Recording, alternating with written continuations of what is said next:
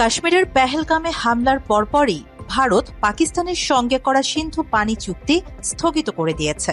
এটি পাকিস্তানের পানি সংক্রান্ত নিরাপত্তাকে পঙ্গু করার লক্ষ্যে একটি পরিকল্পিত ব্যবস্থা, যা বাস্তবিক অর্থেই যুদ্ধ ঘোষণার শামিল। চুক্তি স্থগিত হওয়ার পর শঙ্কা তৈরি হয়েছে চেনাব নদীর পানির স্তর হ্রাস এবং সিন্ধু ও পাঞ্জাবে খরার। বাস্তবতা হচ্ছে ভারত পানিকে অস্ত্র হিসেবে ব্যবহার করার সিদ্ধান্ত নিয়েছে। মোদী প্রশাসনের বেপরোয়া পদক্ষেপ রাজনৈতিক স্বার্থে প্রাকৃতিক সম্পদকে অস্ত্র হিসেবে ব্যবহার করার একটি জঘন্য প্রবণতার ইঙ্গিত দেয়, যা পাকিস্তানকে দৃঢ়তার সঙ্গে মোকাবেলা করার পরামর্শ দিয়েছেন দেশটির রাজনৈতিক বিশ্লেষকরা। অপারেশন সিঁদুরের পর ভারতের প্রধানমন্ত্রী নরেন্দ্র মোদীর আক্রমণাত্মক বক্তব্য থেকেই বোঝা যায় ভারত সামরিকভাবে সংকটের সমাধান চায়। কূটনৈতিকভাবে শান্তিপূর্ণ সমাধান তাদের কাম্য নয়। সিন্ধু চুক্তি স্থগিত করার মধ্য দিয়ে তারা পানিকে অস্ত্র হিসেবে ব্যবহার করার আগ্রহের বিষয়টিও জানান দিয়েছে, যা উদ্বেগকে আরও বাড়িয়ে তোলে। এই ধরনের পদক্ষেপ প্রতিষ্ঠিত চুক্তির লঙ্ঘন, যা সিন্ধু চুক্তির উপর নির্ভরশীল লাখ লাখ মানুষের জীবিকাকে হুমকির মুখে ফেলেছে। 1947 সালে ব্রিটিশরা চলে যাওয়ার সময় এমন একটি বিভক্তি রচনা করে যায় যা প্রায় 200 কোটি মানুষের জীবনকে বিচ্ছিন্ন করে ফেলে। কিন্তু রক্তাক্ত পরিণতির মধ্যে সহযোগিতার একটি আলোকবর্তিকা আবির্ভূত হয় 1960 সালের সিন্ধু পানি চুক্তির মাধ্যমে। বিশ্বব্যাংকের মধ্যস্থতায় এটি ছিল দুই প্রতিদ্বন্দ্বী প্রতিবেশীর মধ্যে একটি বিরল মুহূর্ত। এখন 6 দশকেরও বেশি সময় পরে ভারত নির্লজ্জভাবে শান্তির সেই ভঙ্গুর স্তম্ভকে দুর্বল করে দেওয়ার সিদ্ধান্ত নিয়েছে। সিন্ধু চুক্তিটি কখনোই ন্যায্যতার মডেল ছিল না। এর মাধ্যমে ভারত 3টি পূর্ব নদীর অর্থাৎ রাবি, বিয়াস, শতদ্রুর উপর একচেটিয়া নিয়ন্ত্রণ পেয়েছে, যেখানে পাকিস্তানকে 3টি পশ্চিম নদীর অর্থাৎ সিন্ধু, ঝিলাম ও চেনাবের অবাধ ব্যবহারের নিশ্চয়তা দেওয়া হয়েছিল। এছাড়া চুক্তিটি আইনিভাবে স্থগিতের সুযোগ নেই, এমনকি ভিয়েনা কনভেনশনে এ ধরনের কোনো বিধান নেই। দিল্লি যাকে স্থগিত বলে অভিহিত করে তা বাস্তবে একটি স্থগিতাদেশ। আন্তর্জাতিক আইনে এর কোনো ভিত্তি নেই। ভারতের পানি বিদ্যুৎ উৎপাদন পদ্ধতি নিয়ে দুঃসাহসিকতা দীর্ঘদিন ধরেই উদ্বেগের বিষয়। বহু বছর ধরে দিল্লি আইডব্লিউটির অধীনে পাকিস্তানকে বরাদ্দকৃত নদীগুলোতে, বিশেষ করে চেনাবে, একাধিক বাঁধ এবং ব্যারেজ নির্মাণ করে তার উজানের অবস্থানকে অস্ত্র হিসেবে ব্যবহার করছে।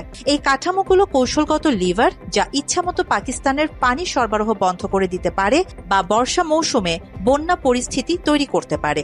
স্বল্প মেয়াদে পানি প্রবাহের পরিকল্পিত হেরফের পাকিস্তানের শহরগুলিকে প্লাবিত করার বা তাদের প্রয়োজনীয় পানি থেকে বঞ্চিত করার ঝুঁকি তৈরি করে। দীর্ঘমেয়াদে এর লক্ষ্য হল একটি সমগ্র অঞ্চলের পরিবেশগত ভারসাম্যহীনতা তৈরি এবং কৃষিকে বিপর্যস্ত করা। মাত্র 30% টাকায় জমির মালিক হয়ে নতুন বাংলাদেশের গড়ে তোলার স্বপ্ন দেখা বাংলা বসতি। পাকিস্তানের জলপ্রবাহে, বিশেষ করে চেনাব নদীতে ভারতের ক্রমাগত হস্তক্ষেপ আইডব্লিউটির সুনির্দিষ্ট ধারা স্পষ্ট লঙ্ঘন, যা স্পষ্টভাবে এই ধরনের হস্তক্ষেপ নিষিদ্ধ করে। তাই ভারত কেবল একটি চুক্তি ভঙ্গ করছে না, বরং আন্তর্জাতিক বাধ্যবাধকতার একটি অংশকে প্রকাশ্যে অমান্য করছে। দিল্লি অবশ্যই তার স্বভাবসুলভভাবেই পাকিস্তানকে দোষারোপ করে। পেহেলগাম হামলায় পাকিস্তানের জড়িত থাকার অভিযোগ এই অন্যায় পদক্ষেপকে ন্যায্যতা দেয়, কিন্তু এই অভিযোগ যতটা তুচ্ছ ততটাই অপ্রাসঙ্গিক। এটা প্রতিশোধমূলক নাশকতার অনুমতি দেয় এমন কোনো ধারা নেই। বিশ্লেষকরা বলছেন, ভারত যদি আইনের ঘোলা জলে আরও প্রবেশ করতে চায়, তবে অন্তত তার পরিণতি মেনে নেয়ার মতো বুদ্ধিবৃত্তিক সততা থাকা উচিত। পানি কোনো আলোচনাযোগ্য পণ্য নয়। বিরোধ নিষ্পত্তি ব্যবস্থার প্রতি ভারতের অবহেলা অনেক কিছু বলে দেয়। ভারতের বাঁধ ব্যবস্থাগুলোকে পানি আটকে রাখার বা হঠাৎ ছেড়ে দেওয়ার জন্য ব্যবহার করা হয়েছে, যা পাকিস্তানের কৃষি জমিগুলোকে প্লাবিত করে বা খরা পরিস্থিতির জন্ম দেয়। দীর্ঘমেয়াদে বাঁধ তৈরি এবং পানি প্রবাহের সম্ভাব্য বিচ্যুতি পাকিস্তানের জন্য পরিবেশগত ক্ষতির কারণ হতে পারে। উজানের বাঁধের খরস্রোতা রাভি এখন পাকিস্তানের একটি প্রায় মৃত নদীতে পরিণত হয়েছে। এই সংকটকে আরো জটিল করে তোলে ভারতের অনিয়ন্ত্রিত দূষণ। ভারতের পাঞ্জাব থেকে উৎপন্ন হুদিয়ারার মতো ড্রেনগুলি নিয়মিত সীমান্ত পেরিয়ে পাকিস্তানকে দূষিত করে চলেছে। এই দূষিত পানি রাভি নদীতে গিয়ে মাটি ও ফসল দূষিত করছে। একই কাজ ভারত গঙ্গার ক্ষেত্রে বাংলাদেশের সাথেও করতে পারে। নেপালের মহাকালের ভাগ্যেও ঘটতে পারে একই পরিণতি। আরও আইনি পথ রয়েছে। জাতিসংঘ সনদের ধারা মতে পাকিস্তানের অস্তিত্ব বিপন্ন হলে আত্মরক্ষার অধিকার তাদের রয়েছে। সিন্ধু নদ প্রণালী পাকিস্তানের 90%-এরও বেশি পানি সরবরাহ করে, তাই ভারতের পানিকে অস্ত্র হিসেবে ব্যবহারের চেষ্টাকে যুক্তিসঙ্গতভাবে অস্তিত্বের হুমকি হিসেবে ব্যাখ্যা করা যেতে পারে। পাল্টা সামরিক ব্যবস্থাও নিতে পারে পাকিস্তান। পাকিস্তান আরেকটি যুদ্ধ শুরু করতে চাইছে না, কিন্তু যদি দিল্লি দায় মুক্তির সাথে চুক্তির কাঠামোকে দুর্বল করতে থাকে এবং আন্তর্জাতিক সম্প্রদায় হস্তক্ষেপ করতে অস্বীকৃতি জানায়, তাহলে বর্তমান গতিপথ পাকিস্তানকে অপ্রতিরোধ্যভাবে সংঘাতের দিকে নিয়ে যাবে।